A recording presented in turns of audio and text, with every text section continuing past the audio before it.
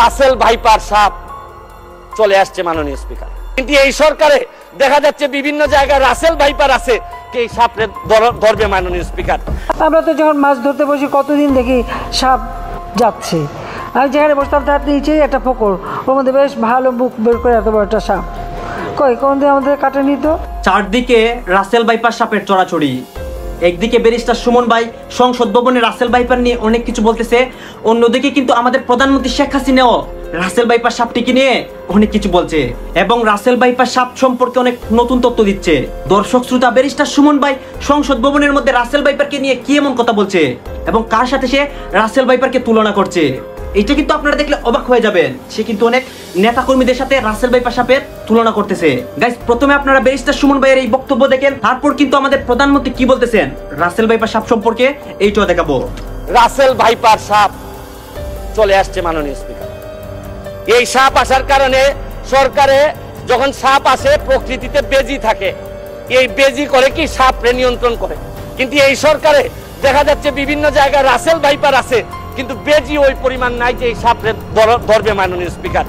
আপনি দেখেন এই আমাদের প্রতিষ্ঠানগুলা কত দুর্বল হয়ে গেছে। আমাদের প্রতিষ্ঠান একজন ভদ্রলোকরে দুদক ধরতে পারে নাই, একজন ভদ্রলোকরে এনবিআর ধরতে পারে নাই, বাংলাদেশ ফাইন্যান্সিয়াল ইন্টেলিজেন্স ইউনিট ধরতে পারে নাই। আর এনবিআর এর মতিউর রহমানকে ধরলে একটা ছাগল ছাড়াই এই লোককে তো আপনি আনতেই পারতেন না। ছাগলের কাণ্ড হওয়ার কারণে বেনজির কাণ্ড, মাননীয় সাবেক আইজিপি উনি এত বড় হয়ে গেলেন, মন্ত্রণালয় জানলো না, মাননীয় স্বরাষ্ট্রমন্ত্রী জানলেন না, এই বাচ্চাটা এত বড় হয়ে গেল। আমরা তো যখন মাছ ধরতে বসি কতদিন দেখি সাপ যাচ্ছে। আমি যেখানে বসতাম তার নিচেই একটা পুকুর, ওর মধ্যে বেশ ভালো মুখ বের করে এত বড় একটা সাপ। কই কোনদিন আমাদের কাটে নিত? ভয় করলে মানুষকেই ভয় করতে হয়, জীবজন্তু সাপকে না। আতঙ্ক তৈরি হয়েছে রাসেল ভাইপার্স বা যে চন্দ্রবোড়া সাপ নিয়ে। তো এটা যতটুকু না প্রকারান্তরে আছে দৃশ্যত, তার চেয়ে বেশি আমার ধারণা যে সোশ্যাল মিডিয়ার কারণে হয়েছে। যাই হোক, একটা আতঙ্ক তৈরি হয়েছে, এটা ঠিক আছে। যেমন ধরুন, আমরা সারা দেশেই তো সারা বছরই বন্যা হয়, কিন্তু ঢাকায় আমরা যা বসবাস করি, ঢাকায় পানি না ঢুকলে আমরা মনেই করি না দেশে বন্যা হচ্ছে। যখন ঢাকায় নিজের ঘরে এসে পানি ঢুকে তখন মনে করি বন্যা হচ্ছে। তো রাসেল ভাইপার ছড়াচ্ছে, কারণ বছরখানেক আগে যখন একবার একটা দুটো পাওয়া যেত, এখন প্রায়শই পাওয়া যায়। তো এটা প্রকৃতির একটা ভারসাম্যহীনতা আমার কাছে তো নিশ্চয়ই মনে হয়। এবং হঠাৎ করে এটা বাড়লো কেন, এটা একটি কথা। আমি যেটা আপনার দৃষ্টি আকর্ষণ করছি, যেমন আমি আমার ব্যক্তিগতভাবে বলি, গত 1 মাস যাবত আমি কিন্তু কোনো শুটিংয়ে যাচ্ছি না, কারণ আমার কাজই হচ্ছে মাঠে, ময়দানে, পানিতে। ভয় লাগে, সাপ ভয় কে না করে, সবাই সাপকে ভয় করে। এবং কৃষকও কিন্তু একটু ফসল কাটতে যেতে ঠিক সায় পায় না, খুব স্বাভাবিকভাবে ভয় পায়।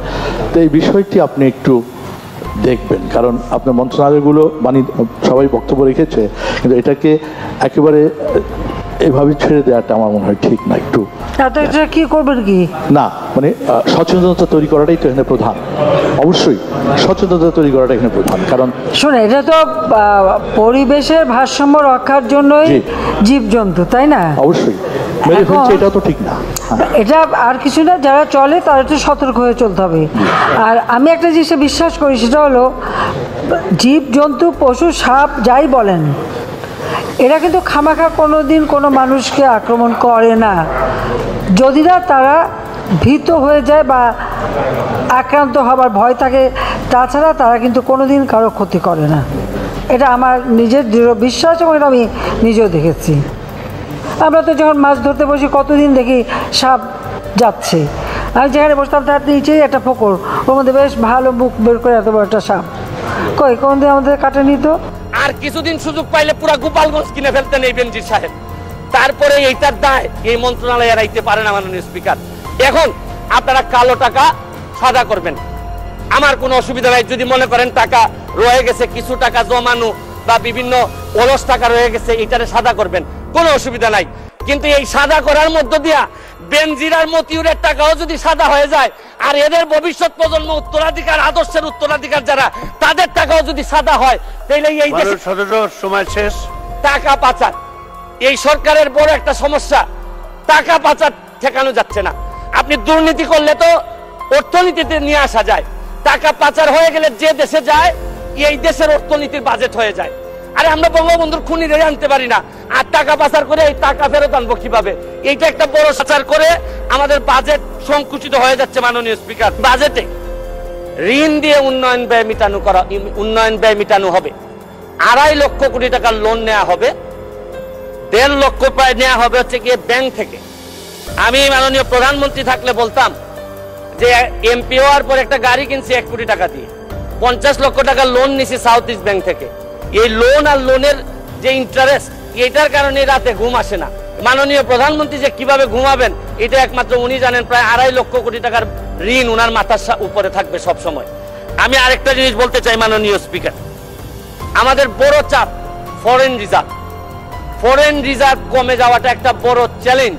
রাজস্ব নীতি করতে গিয়ে, সংকোচন করতে গিয়ে সবই ঠিক আছে মাননীয় স্পিকার, কিন্তু আমরা নিজেরা এমপিদের উপরও সংকোচন শুরু হয়ে গেল। আমাদের গাড়ির উপরও 25% একটা প্রস্তাবিত বাজেটে চলে আসলো মাননীয় স্পিকার। আমরা যে জিনিসটা বলতে চাই, কম্পেয়ার করে এই কথা বলতে চাই না স্পিকার, মাননীয় স্পিকার। কাদের সাথে কম্পেয়ার করব আমরা? আমার এলাকায় যত অফিসার আছে সবাই সরকার গাড়ি দেয়, নতুন নতুন গাড়ি দেয়, আর আমাদের কিনতে হয়। তাও আমাদের ট্যাক্স মওকুফ করার কথা 25% এখন দিতে হবে। কিন্তু আমি মাননীয় প্রধানমন্ত্রী হইলে বলতাম, গত পরশুদিন আমি তো গাড়ি পেয়ে গেছি মাননীয় স্পিকার। গাড়ি পেয়ে বলবেন আমি গাড়ি পেয়ে গেছি, আমারে তো কোনো ট্যাক্স নেয় নাই মাননীয় স্পিকার। তবে আমি মাননীয় প্রধানমন্ত্রীকে বলবো যে আমি যেহেতু ট্যাক্স বিহীন গাড়ি নিয়েই আসছি, আমার অন্যান্য কলিগরা তো আনতে পারেন নাই। আপনারা, আমি যেহেতু এটা আমাকে ফ্রি দিলেন আর অন্যান্য আমার কলিগরা ফ্রি পাবেন, এটা ডিসক্রিমিনেশন হয় মাননীয় স্পিকার।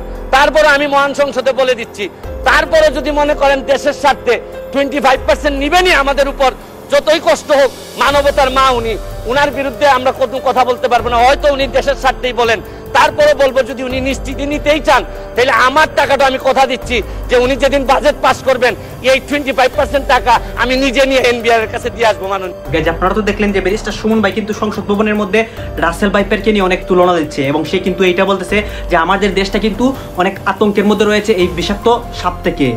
দর্শক শ্রোতা, তারপরে কিন্তু আমাদের প্রধানমন্ত্রীও এই নিয়ে অনেক কিছু বলে, এবং তাকে কিন্তু একজন অনেক প্রশ্ন করে এই রাসেল ভাইপার সাপ সম্পর্কে। সে কিন্তু অনেক হাসি ঠাট্টা করে এই বিষয়টাকে নিয়ে। হ্যাঁ দর্শক, আপনাদেরকে আমি বলবো, আপনারা কিন্তু আপনাদের এলাকায় সাবধান থাকবেন, মানে জাবজুর এলাকায় যাবেন না এবং অপরিষ্কার এলাকায় যাবেন না। রাসেল ভাইপার থেকে আপনারা সাবধান থাকবেন, কারণ রাসেল ভাইপারের এক কামড়ে কিন্তু সাথে সাথে মৃত্যু হয়, এর কোনো প্রতিষেধকও নেই। দর্শক শ্রোতা, আপনাদের কাছে আমার একটা রিকোয়েস্ট থাকবে, আমার চ্যানেলটি সাবস্ক্রাইব করবেন, কারণ দেশের সব আপডেট নিউজ এবং ব্যারিস্টার সুমন ভাই আমাদের প্রধানমন্ত্রী সবকিছু আপডেট নিউজ সবার আগে আমরা দিই।